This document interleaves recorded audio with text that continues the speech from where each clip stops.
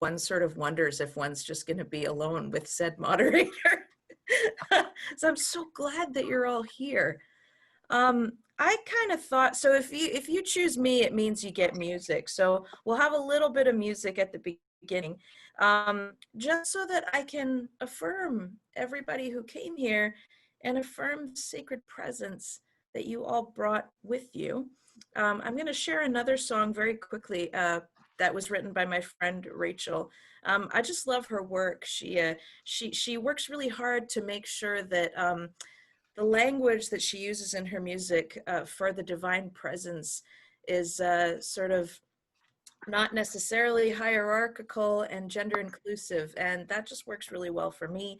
And I don't think we have enough of it in my tradition, certainly. So a song that she and her youth group wrote goes like this, and I'll just do it maybe 2 or 3 times. And it's directed to the presence that sustains us, but also to each person who came. And yeah, I'll just share that real quickly. I don't know what to call you, but here you are. I don't know what to call you, but here you are. I don't know what to call you, but here you are. I don't know what to call you, but here you are. I don't know what to call you, but here you are. I don't know what to call you, but here you are.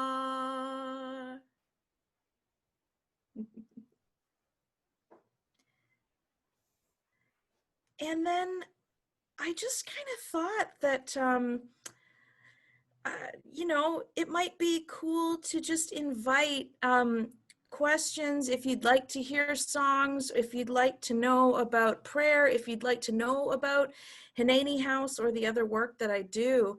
I would just love to know about that. And I don't really have anything more to say lecture style, but I'm just really open to what you've all brought to this room today. And so I welcome all of that with you.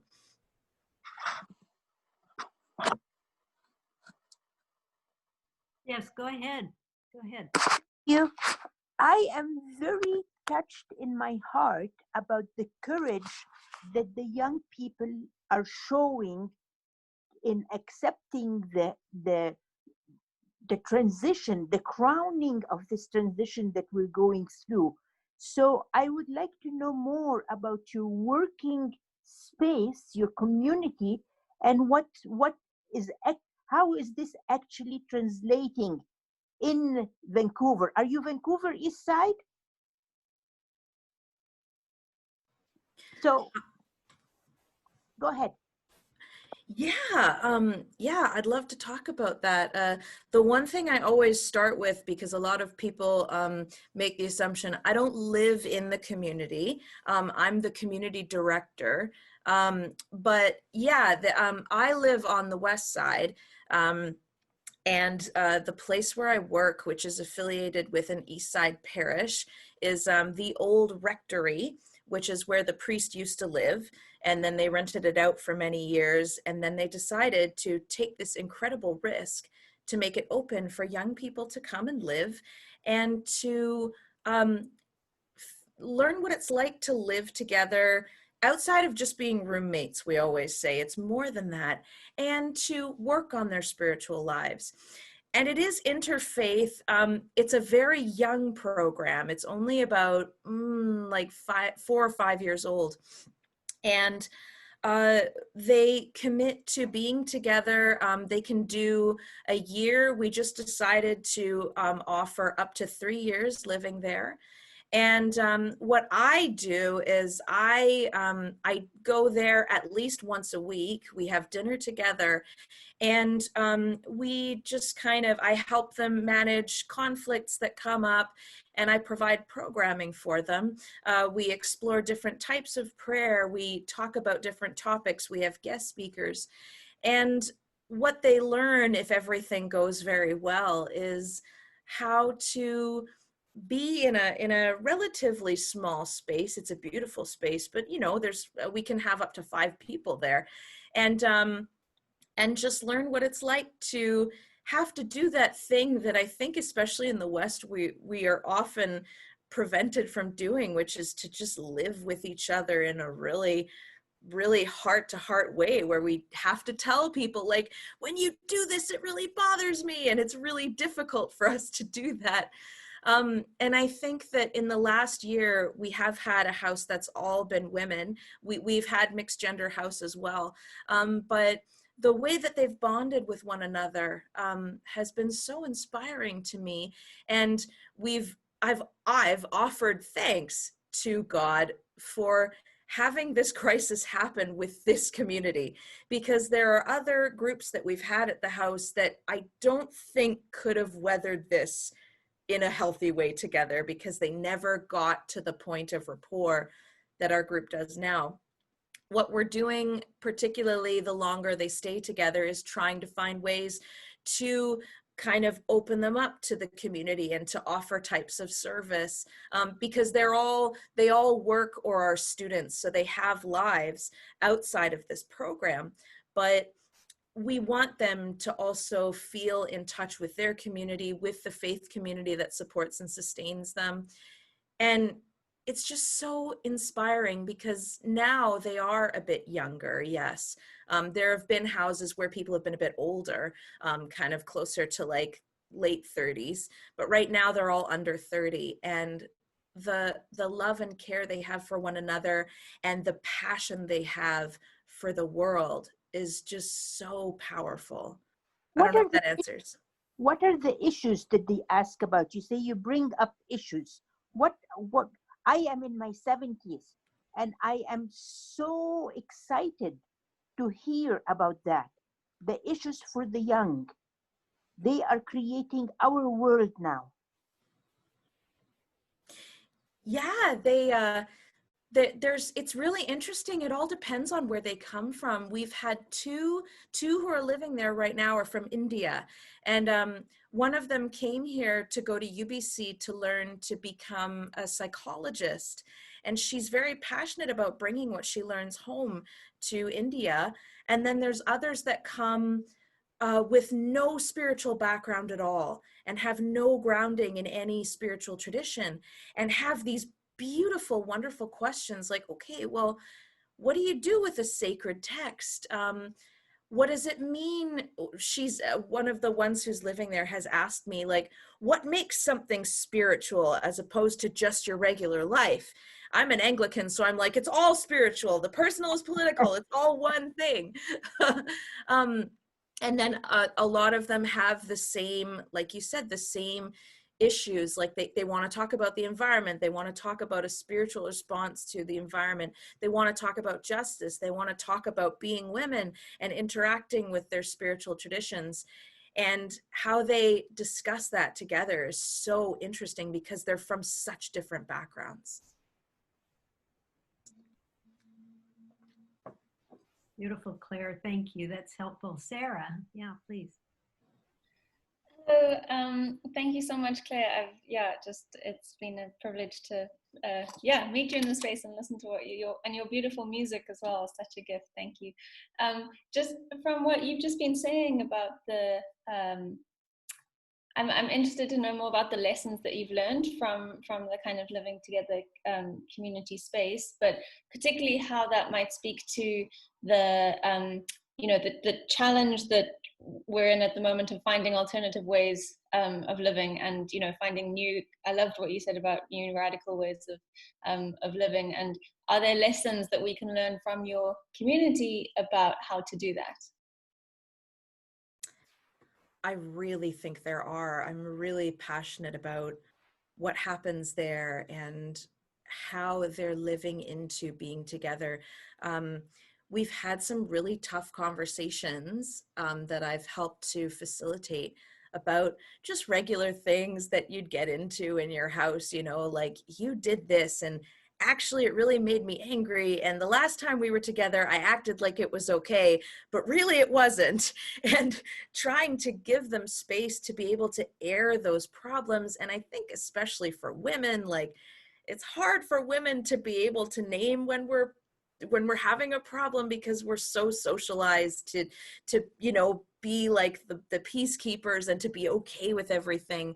And the way that I've seen them sort of model this like really radical openness to each other, the way that they have been able to take big risks, the way that some of them are so used to, like, I mean, depending on the background, there have been people in the house who've struggled with mental illness problems, anxiety, depression, and the way that they have been pushed into being open about those things, about being vulnerable.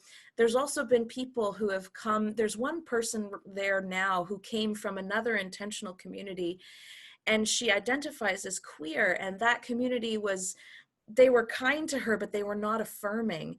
And I spent 6 months in prayer trying to get her to come and be with us, because I knew that if she came to be with us, she could be herself. And for her to even accept that invitation was a huge deal. And to suddenly find herself in a place where, like, it was this huge deal to even tell people that she was queer, and they were like, oh, okay, whatever. And to just see the weight coming off of her, and to start to put herself back together after spending literally her whole life, because she came from a very fundamentalist background, just always having this pressure to be a good girl, to be, you know, very kind to everybody, to accept all manner of bad behavior from other people, and to help her find her voice. And so it's this interesting thing, because as you find your voice, you take a risk in being vulnerable. And we've got this weird situation right now in the world, I think, where everybody like is being called to, like, with social media, we do all have a voice, I think, but figuring out how to curate it and how to interact with other people, I think we need to work harder on the face-to-face. And when you're living with somebody, like, you don't have a choice. Either you figure out how you're going to manage this conflict that you have, or you don't. And we never want to, right? Like, we always want to just like ride it out. Should say, I statement, I want to ride it out. But when you do make it through those moments, it's so powerful. And I don't know what that looks like. It's so contextual, but finding ways to be vulnerable with one another and to be face to face and embodied to each other. I just think that in the West, especially, we're so conditioned against that. And however one can encourage that within oneself, I think that's what's going to save us. As well as music and food. Like, I think those are the things that'll save the world, because it's the one thing that everybody does. And we have so much of that at Hanani House. Like, we're always singing and we're always eating together. It's so important. So even if that's all we manage to do, things happen when you're around a table together. There's a reason that Jesus started a whole movement around that. That's great, Claire. Thank you. We just a time check. We have about 5, maybe 6 minutes. So carry on. This is beautiful. Anyone else?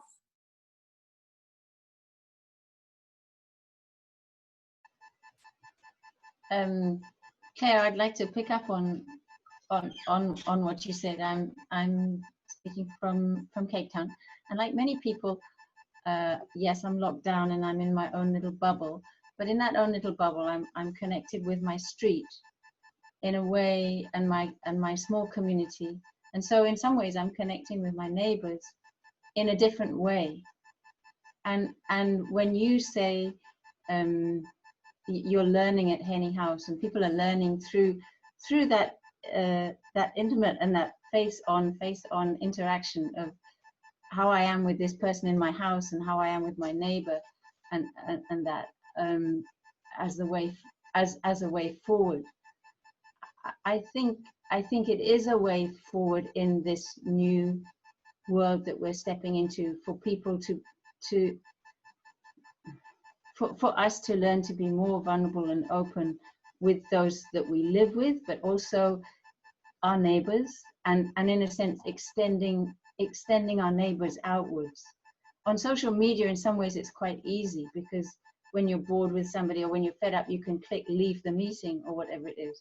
But when you're living with somebody, or you're living in a street or in a community, then there you have to, in our street, for example, we have a street buzz group or whatever, and there's awful things that go on in the buzz group, but at the same time, some people are learning, this is a WhatsApp group, but at the same time, people are we've got to navigate it, because we've all got to live together in this world eventually. We're all getting to know each other on the WhatsApp group in a way that we've never done before. But when we're all let out of our houses and can live together, we've actually got to live together in a way that we want to live together in this street, in this little community in Cape Town, and in a way that magnifies across the world. It sort of starts with our immediate communities, our families, but then our immediate community beyond that, whether it's the church or the street or wherever it is, and then beyond that, with an honesty, with an openness, with a vulnerability, with a not putting my needs first, with a putting our needs. What are our needs? What can we do as a community? Cynthia's nodding. Thank you, Emma. Yeah, Emma, And Mike. I think, yeah, like that's tough, right? I think that knowing yourself is so important. And that's something that we work on as well at the house. Knowing, I always talk, I don't think I made this up, but I always talk about reacting and responding, and how so often we'll react to someone's behavior rather than respond. And I use the Enneagram as a tool for knowing oneself. It's sort of a system of numbers that one corresponds to. And my type always takes everything personally. So my husband might say something to me and I'll say, well, when you say this, what you really mean is this. And he says, no, I meant what I said. And I'm like, what, who does that? What's wrong with you? we explore that a lot at Hanani House.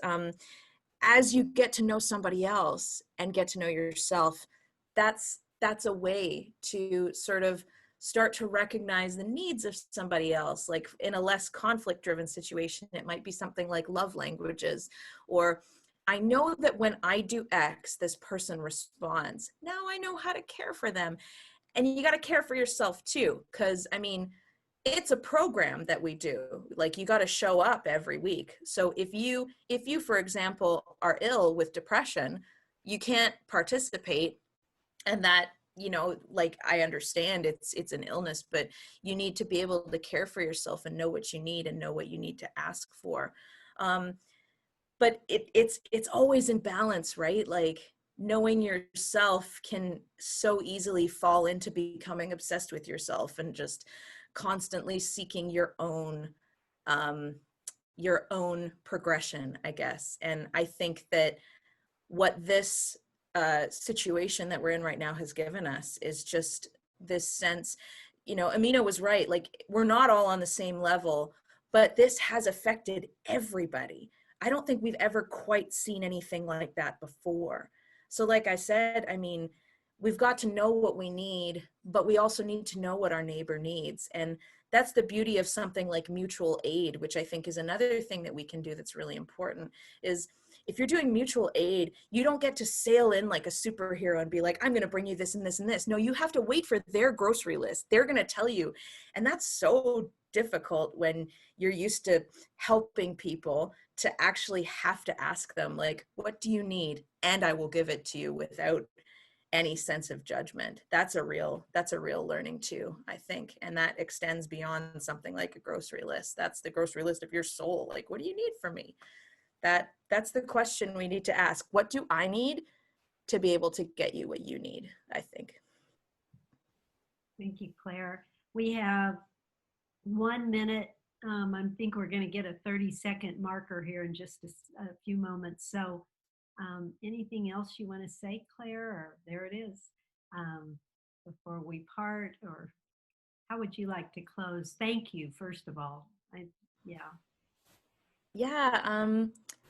just think that, like I said, sharing music, sharing food, and sharing worship. I'm an Anglican, we're all about worship. That's what we need. We need to decenter the self by recognizing the divine within the self, recognizing our need for one another and our need for what's above us, our need for the thing that causes us to grow. Whatever that looks like for you, it's going to be different for everybody. But I think that's what's most important. That's the chance we're being given,